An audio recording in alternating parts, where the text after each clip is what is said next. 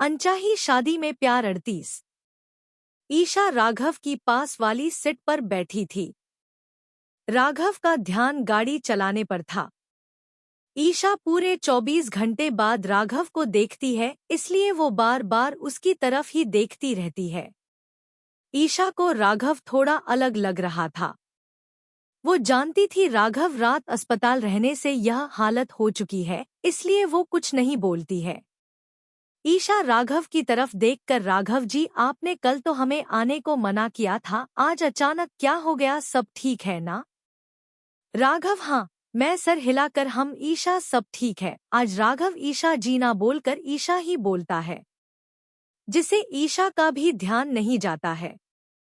राघव जी बताइए ना, क्या हुआ है? हिमा ठीक है ना? हमारी सांसें अटक रही है जब से आपने फोन किया था कि तुम घर चलो, हिमा की तबीयत ठीक नहीं है। ईशा राघव के हाथ पर अपना हाथ रखकर, क्या बात है राघव जी? राघव गाड़ी को ब्रेक लगता है। राघव खिड़की से बाहर की तरफ देखकर घर आ चुका था। फिर ईशा की तरफ देखकर, ईशा मैं तुम्हें सब बताता हूँ, पहले तुम घर चलो। ईशा हाँ, मैं सर हिला देती है। फिर गाड़ी से उतरकर अंदर आती है। घर पर कल से सिर्फ 2 नौकर ही थे, इसलिए घर साफ किया हुआ था और खुला ही था। ईशा घर के अंदर आती है। उसके पीछे पीछे राघव भी आता है। राघव किचन की तरफ जाकर एक जग और गिलास पानी भरकर ऊपर कमरे की तरफ लेकर जाता है। राघव पीछे मुड़कर नौकर की तरफ देखकर, काका आप सबके लिए नाश्ता और चाय बना दीजिए, हमें अस्पताल लेकर जाना है। काका हाँ, मैं सर हिला देते हैं। फिर अपने काम पर लग जाते हैं। ईशा अपने कमरे में आकर बैग को सोफे के एक साइड में रखकर राघव का इंतजार करने लगती है। क्या हुआ राघव जी, क्या बात करना चाहते हैं जो घर पर हो सकती है, गाड़ी में नहीं? ममता जी रमा जी की तरफ देखकर, रमा बहन आप हमें कुछ कह रही थी, क्या बात है, सब ठीक है ना? रमा जी सौरभ जी की तरफ देखती है, जो आंख से ना का इशारा करते हैं। रमा जी वापस ममता जी की तरफ देखकर, हाँ ममता बहन सब ठीक है, बस ऐसे ही कह रही थी। वैसे जिया और राहुल कहीं दिखाई नहीं दे रहे हैं। ममता जी मुस्कुराती हुई, जिया अस्पताल गई है, अभी को चाय नाश्ता देने, और राहुल अभी सो रहा होगा, क्योंकि वो रात को देर से आया था, काम थोड़ा ज्यादा था इसलिए। रमा जी समझ जाती है, राहुल जिया की लड़ाई की वजह से बाहर रहा होगा, सुबह लेट आया होगा। पर वो अभी कुछ भी बोलना सही नहीं समझ रही थी, इसलिए वो ममता जी के सामने हाथ जोड़कर, ठीक है हम अभी चलते हैं, शाम को आएंगे ना? अभी भाई साहब की तबीयत को पूछने के लिए, अभी इन्हें भी काम पर जाना है और हमें भी मंदिर जाना है। और हाँ, वो मैंने आपको बताया था ना, मैंने अपने घर कल पूजा रखवाई है, इसलिए आप सबको जरूर आना है, मैं ईशा को भी फोन कर दूंगी, आप सबको जरूर जरूर आना है। ममता जी हाँ, मैं सर हिलाकर, हाँ हम सब जरूर आएंगे, आप चिंता मत कीजिए। ईशा कमरे में सोफे पर बैठी आदित्य से मैसेज में बात कर रही थी, उसे प्लान समझा रही थी।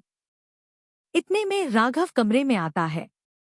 ईशा फोन को साइड में रखकर राघव की तरफ भागकर आकर उसके एकदम पास में आ जाती है, जिसे राघव उसी में खो जाता है। राघव ईशा की आंखों में दे रहा था, जो उसे ही देख रही थी और यह सवाल कर रही थी, क्या बात है जो कब से उसे छुपा रखा है। आशा जी अस्पताल में होती है। हिमा को आईसीयू से अब वार्ड में शिफ्ट कर चुके थे, इसलिए आशा जी और मधु जी उसके पास बैठे थे। हिमा अभी तक बेहोश थी। आशा जी का फोन बजता है। आशा जी मधु जी की तरफ देखती है, फिर वार्ड से बाहर आकर बात करती है। हाँ बोलो। फोन एनजीओ से था। ज्योति की तबीयत खराब हो गई थी, इसलिए आशा जी को फोन किया था। आशा जी यह सुनकर चौंक जाती है, अचानक ज्योति की तबीयत खराब कैसे हो गई? आशा जी वार्ड के अंदर आकर मधु जी की तरफ देखकर, मधु हमें एनजीओ जाना होगा। मधु जी यह सुनकर चौंक जाती है। आशा जी की तरफ आकर भाभी सा अचानक एनजीओ क्या हुआ, सब ठीक है ना? आशा जी ना, मैं सर हिलाकर नहीं, अभी अभी एनजीओ से फोन आया कि ज्योति की तबीयत बहुत खराब हो गई है, इसलिए हमें एनजीओ जाना होगा। मधु जी हाँ, मैं सर हिला देती है। आशा जी उनके गाल पर हाथ रखकर, तुम चिंता मत करना, हम जल्दी आने की कोशिश करेंगे और राघव और ईशा भी थोड़ी देर में आते ही होंगे। मधु जी कुछ नहीं कहती हैं। आशा जी वहां से निकल जाती है। ईशा ने आज पहली बार राघव का हाथ पकड़कर अपने हाथ में लेकर, राघव क्या बात है, सब ठीक है ना? मैं कल से तुमसे पूछ रही हूँ, तुम हमें कुछ बता ही नहीं रहे हो। राघव अपना हाथ ईशा के हाथ से हटाकर फिर अपने दोनों हाथ ईशा के गाल पर रखता है, जिसे ईशा को कुछ अलग ही एहसास होता है। उसकी आंख बंद हो जाती है। ईशा, मैं तुम्हें जो बताने जा रहा हूँ वो सुनकर तुम्हें अपना अतीत याद आ जाएगा, इसलिए मैं तुम्हें कुछ बताना नहीं चाहता था। पर कल माँ ने मुझे समझाया, अगर तुम्हें कहीं और से पता चला तो तुम्हारे लिए बहुत मुश्किल हो जाएगा झेलना। ईशा का दिल बैठा जा रहा था। उसे अंदाज होने लगा था उसका अतीत वहीं, जब वो 6-7 साल की थी, वहीं घटना उसके काले चित्रों के रूप में वापस दिखने लगी थी। अगले भाग में कैसा लगा आज का भाग जरूर बताएं। धन्यवाद।